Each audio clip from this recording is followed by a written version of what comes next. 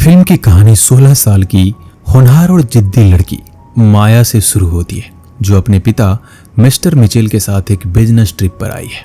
Mister Mitchell एक बड़ी multinational company के सीईओ हैं और इस ट्रिप का मकसद एक महत्वपूर्ण डील पक्का करना है। माया बचपन से ही बिजनेस में रुचि रखती है और इसलिए वह अपने पिता से उनके साथ कॉर्पोरेट मीटिंग में जाने की इच्छा जताती है।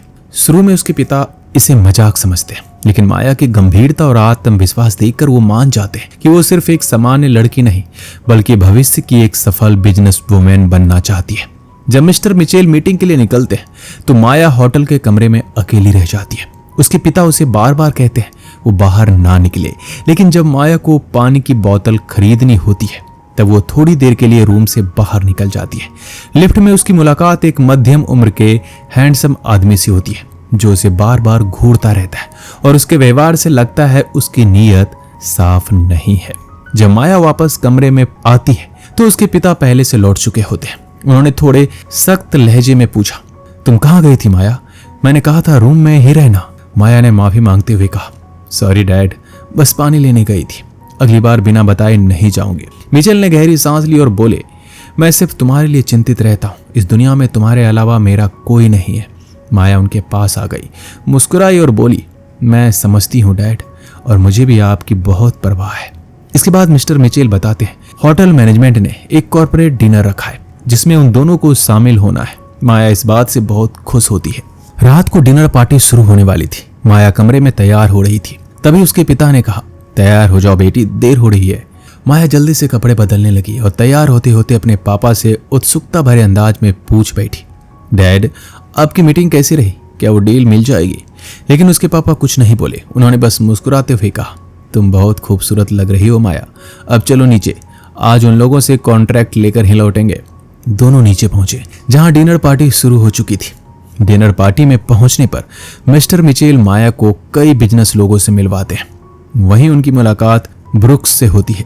वो हाथ मिलाते हैं और मिस्टर मिचेल माया से कहते हैं, ये है ब्रुक्स, और ब्रुक्स ये है मेरी बेटी माया। माया एक पल को चौंक जाती है क्योंकि उसने ब्रुक्स को पहले ही होटल की लिफ्ट में देखा था।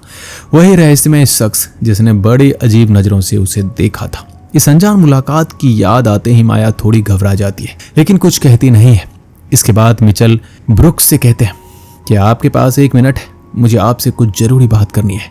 इतना कहकर दोनों बातचीत करने के लिए पार्टी से कुछ दूर चले जाते हैं। माया ने जाते जाते मुस्कुरा कर कहा, डैड कॉन्ट्रैक्ट लेकर ही आना। अब डिनर पार्टी में माया अकेली रह गई थी। वहां मौजूद दूसरे लोगों से बातचीत करने लगी। तभी उसकी नजर एक कोने में गई जहां ब्रुक्स और उसके पापा गंभीरता से कुछ बातें कर रहे थे। उनके हाव भाव देखकर ऐसा लग रहा था वहां कोई बहस चल रही है। माया को यह सब थोड़ा अजीब लगा। वो धीरे धीरे उनके पास पहुंची जहां उसने अपने पापा को थोड़ा थका हुआ और निराश पाया। माया ने चिंतित होकर पूछा, डैड क्या मैं कुछ मदद कर सकती हूँ? लेकिन पापा का जवाब रूखा और तड़पाने वाला था। क्या तुम वो कॉन्ट्रैक्ट दिला सकती हो? अगर दिला सकती हो तो जाओ और ले आओ। इतना कहकर वो गुस्से में वहां से चले गए। माया के लिए यह बहुत दुखी करने वाला पल था। इतने लोगों के सामने उसके पापा ने उसे डांटा। उसकी आंखों में आंसू भर आए और वो चुपचाप वहां से निकलकर होटल की छत पर चली गई। माया छत पर अकेली खड़ी थी। रात की ठंडी हवा उसके चेहरे को छू रही थी और वो अपने दिल के भारीपन को महसूस कर रही थी। तभी उसकी नजर एक कोने में ब्रुक्स पर पड़ी। ब्रुक्स दीवार के सहारे सिगरेट पी रही थी। माया ने उसकी तरफ देखा तो ब्रुक्स ने हल्की मुस्कुराहट के साथ पूछा, तुम्हें यह शहर कैसा लगा? माया ने आंखों से आंसू पोंछते हुए कहा, उसे यह शहर खास अच्छा नहीं लगा। उसकी आवाज में उदासी और थकान थी। ब्रुक्स ने माया की हालत समझते हुए अपनी मफलर उतारकर माया के गले में डाल दी और कहा, यहाँ बहुत ठंड लग रही है, तुम्हें ठंड से बचना चाहिए। माया को देखकर यह अच्छा लगा। उसे लगा कि वह अकेली नहीं है, उसकी कोई परवाह कर रहा है। फिर ब्रुक्स ने पूछा, तुम कहाँ रहती हो? माया ने धीरे धीरे बताया कि उसके पापा की नौकरी की वजह से वो लोग अक्सर अलग अलग शहरों और देशों में रहते हैं। वह स्विट्जरलैंड, न्यूजीलैंड और कई जगहों का नाम लेकर बताई कि वो वहां रह रही है। माया ने कहा कि उसके पापा न्यूजीलैंड से, इसलिए वहां का माहौल भी अच्छा था। ब्रुक्स ने फिर पूछा, इतना घूमने फिरने में कभी अकेलापन महसूस नहीं होता? माया ने मुस्कुराते हुए जवाब दिया कि उसे अलग अलग जगहों पर अलग अलग और दिलचस्प लोगों से मिलने का मौका मिलता है, इसलिए वो कभी अकेला महसूस नहीं करती। ब्रुक्स को यह जवाब बहुत अच्छा लगा क्योंकि माया की बातों में समझदारी और आत्मविश्वास था। माया ने मफलर वापस देते हुए कहा, अब उसे वापस जाना होगा क्योंकि उसके पापा उसे खोज रहे होंगे। ये बात माया के दिल को थोड़ा हल्का कर गई। उसे लगा कि इस सफर में वह पूरी तरह अकेली नहीं है। नीचे होटल के कॉन्फ्रेंस हॉल में माया के पापा मिस्टर मिचेल और कंपनी के अधिकारी बड़ी गंभीरता से चर्चा कर रहे थे। मिस्टर मिचेल अपनी कंपनी के कॉर्पोरेट की खूबियां बता रहे थे। उन्होंने कहा कि उनका कॉर्पोरेट बहुत ही अच्छी क्वालिटी का है और वो इसे कम कीमत पर दे रहे हैं, जिससे कंपनी का फायदा होगा। वो जल्द से जल्द ये डील फाइनल करना चाहते थे क्योंकि ये उनके लिए बहुत जरूरी था। ब्रुक्स जो डील का फैसला करने वाली थी, ध्यान से मिस्टर मिचेल की बातें सुनी। थोड़ी सोच विचार के बाद उन्होंने कहा कि अगर कीमत और भी कम की जा सके तो वो डील फाइनल करेगी। ये फैसला उनके लिए कठिन था। मिस्टर मिचेल के चेहरे पे चिंता और थकावट साफ दिख रही थी। वो जानते थे कि इस डील में कोई गलती उनकी कंपनी के लिए बड़ा नुकसान ला सकती है। मिस्टर मिचेल को समझना था कि केवल अच्छी क्वालिटी ही नहीं, सही कीमत पर भी समझौता जरूरी है। यह उनके लिए बड़ी चुनौती थी और इस फैसले से उनका कैरियर और कंपनी दोनों प्रभावित हो सकती थी। माया जो ऊपर छत पर अकेली थी, उस वक्त इस मीटिंग की गंभीरता को नहीं समझ पाई थी, लेकिन उसे पता था कि उसके पापा के लिए ये समय आसान नहीं है। उस मीटिंग में सबका ध्यान माया की ओर भी जा रहा था, खासकर ब्रुक्स बार बार उसे देख रहा था। माया को यह सब बात बहुत अजीब लग रहा था। वो अपने पर्स से खेलने लगे ताकि अपनी घबराहट को छुपा सके, लेकिन ब्रुक्स की निगाहें लगातार उसी पर थी। माया को लगने लगा कि यहाँ वह सिर्फ किसी मकसद के लिए लाई गई है, न कि बतौर मेहमान। मीटिंग के बीच में ब्रुक्स माया के पास आ गया और उसे छूने की कोशिश की। माया को यह व्यवहार बिल्कुल पसंद नहीं आया। उसने खुद को थोड़ा पीछे किया, लेकिन जब उसने अपने पापा मिचेल की ओर देखा तो उन्होंने सिर्फ मुस्कुराकर उसे देखा। ये मुस्कान माया को बहुत उलझन में डाल गई। क्या मिचेल इस सब को नजरअंदाज कर रहे थे या वो पहले से सब जानते थे? मीटिंग के बाद माया ने बाहर आकर अपने पापा से बात की। उसने साफ साफ कहा कि ब्रुक्स का रवैया उसे बहुत अजीब लगा और वो इससे परेशान है, लेकिन मिचेल ने इस बात को हल्के में लिया। उन्होंने कहा कि कॉर्पोरेट दुनिया में लोग अक्सर ही ऐसे व्यवहार करते हैं और उसे ज्यादा सोचने की आवश्यकता नहीं है। जब माया ने होटल के कमरे में वापस जाने की बात की तो मिचेल ने मना कर दिया और उसे पार्टी में बने रहने को कहा। पार्टी शुरू हुई और ब्रुक्स ने माया को डांस के लिए बुलाया। पहले माया थोड़ी झिझकी, लेकिन फिर उसने डांस करना शुरू किया।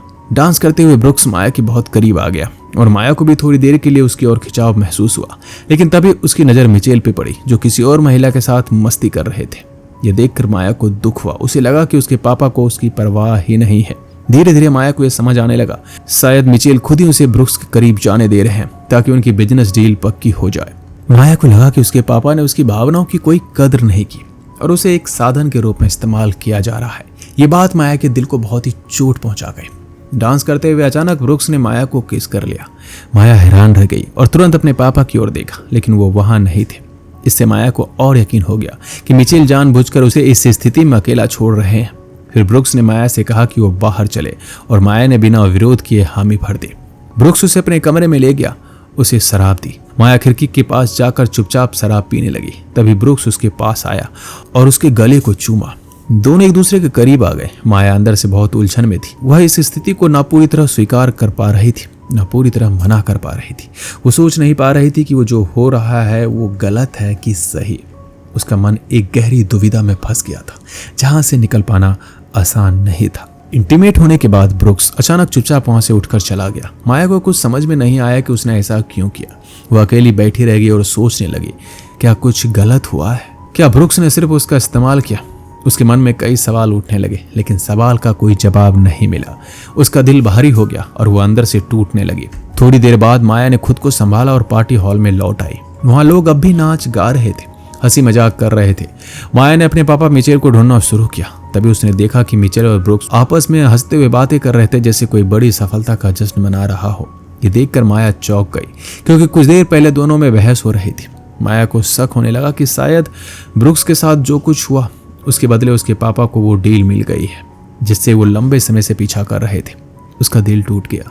उसे महसूस हुआ कि शायद उसके पापा मिचेल ने जानबूझकर उसे ब्रुक्स के करीब आने दिया ताकि काम बन जाए।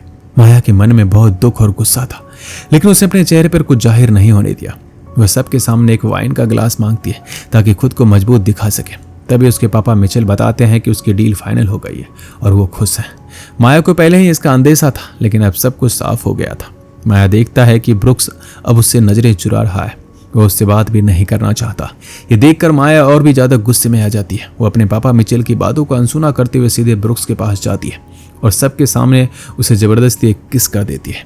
मिचेल जल्दी से आकर माया को ब्रुक्स से दूर करते हैं, लेकिन माया खुद को छुड़ाकर बाहर निकल जाती है।